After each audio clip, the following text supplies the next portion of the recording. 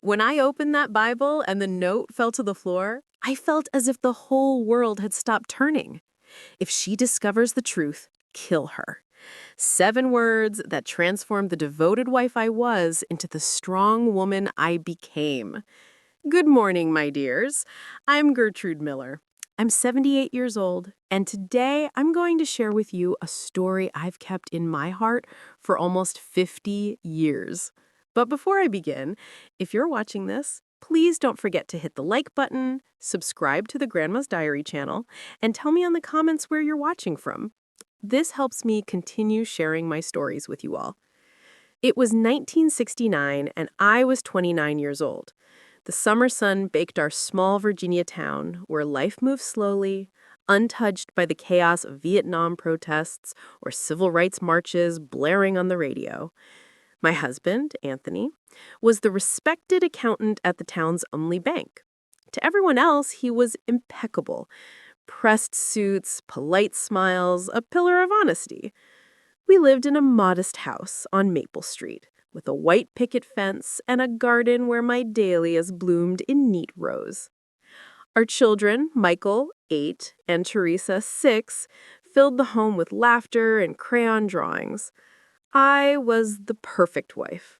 I rose before dawn to bake bread, the scent curling through the house like a warm embrace.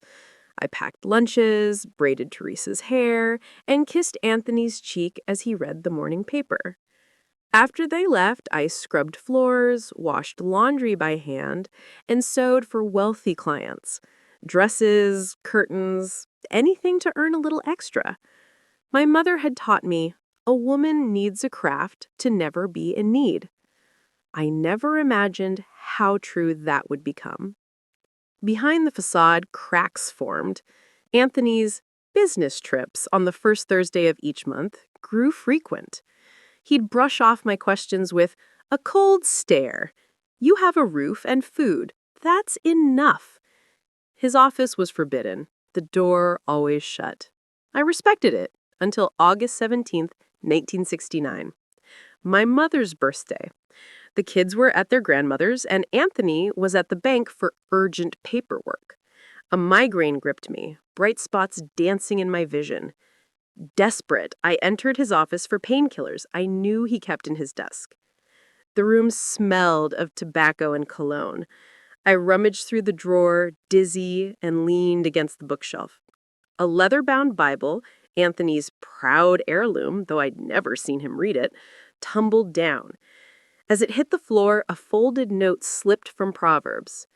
My hands shook as I unfolded it. Edward's handwriting, the bank manager. If she discovers the truth, kill her. The words froze my blood. Was she me? What truth? I replaced the note, took a pill, and lay down, my mind racing. When Anthony returned, I smiled, served dinner, and laughed at his jokes. Inside, I was shattered, but resolved. I wouldn't confront him. I'd uncovered the truth myself. Over the next days, I became a detective in my own home. I noticed locked drawers, hushed phone calls, papers he hid when I entered. Ironing his suits, I found a receipt in a jacket pocket. A diamond solitaire ring from a Richmond jeweler costing triple my monthly budget. Another slip had an address scribbled on it. I memorized it, my heart pounding. I invented excuses to visit Richmond. Fabrics, a cousin's illness, Teresa's birthday gift. On my third trip, I found the house. Elegant, in a wealthy neighborhood. A neighbor watering her garden chirped, "That's Mary Ann's place, the young teacher, expecting a baby. Her fiancé visits Thursdays. He works out of town, says he's leaving his ex-wife soon." Thursday was Anthony's business trip day. The ex-wife was me. I drove home, tears blurring the road, but my resolve hardened. This wasn't just betrayal, it was a plan. At church, I befriended Iris, the bank's new secretary. Over coffee, she mentioned a massive transfer for the textile factory's expansion set for month end. Anthony and Edward were working late, handling so much money, she said. The puzzle clicked. They were stealing it. The ring, the house, Marianne's baby. Anthony planned to flee, leaving us penniless, or dead if I found out. I recalled a key I'd found in his shaving kit months ago. He'd dismissed it as a bank drawer key. Now it meant more. While he was at work, I searched. It wasn't in his desk or suits. Finally, I found it in a fake book safe, an irony titled Business Ethics.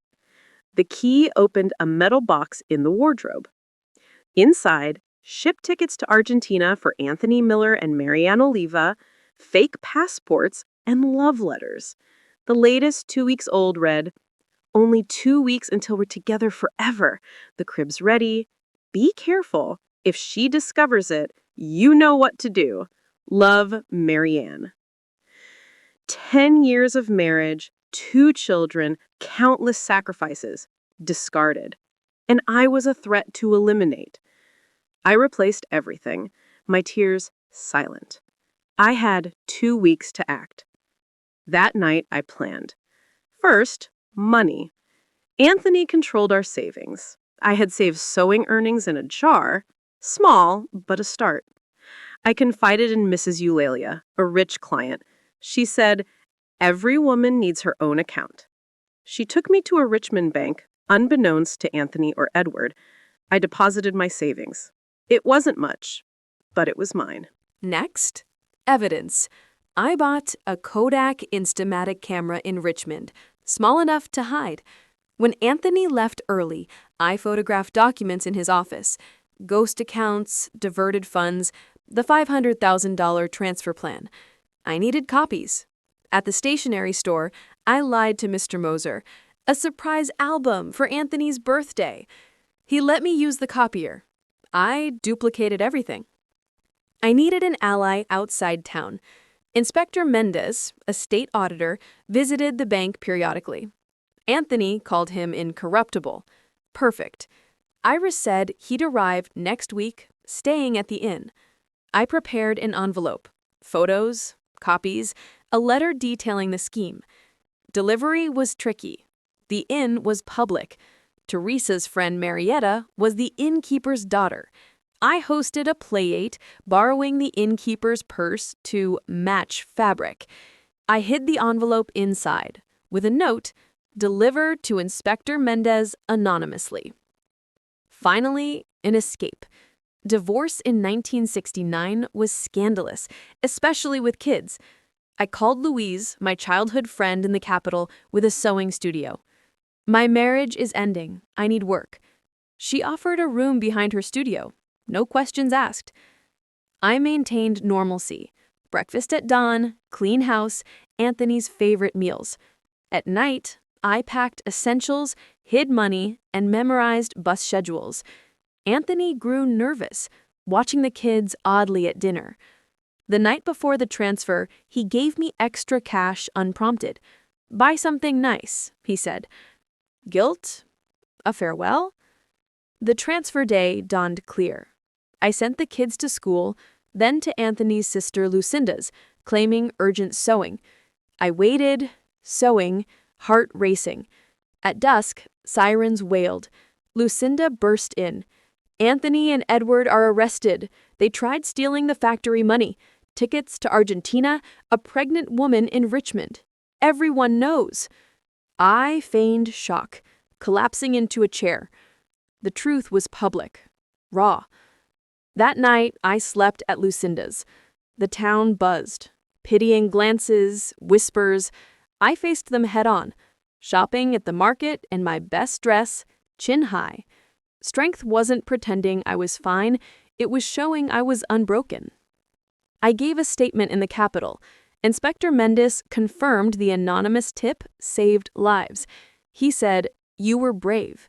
I neither confirmed nor denied sending it. The house was repossessed. Anthony got 8 years. Marianne, 7 months pregnant, wasn't charged. She claimed ignorance. We moved to the Capitol. Louise's studio room was cramped, but ours. I sewed, the kids attended public school, Money was tight, but we had love. Anthony's betrayal fueled me. I wasn't a victim. I was reborn. In 1971, Marianne appeared, rain-soaked with baby Charles. Evicted, disowned, she had Anthony's cold letter abandoning them.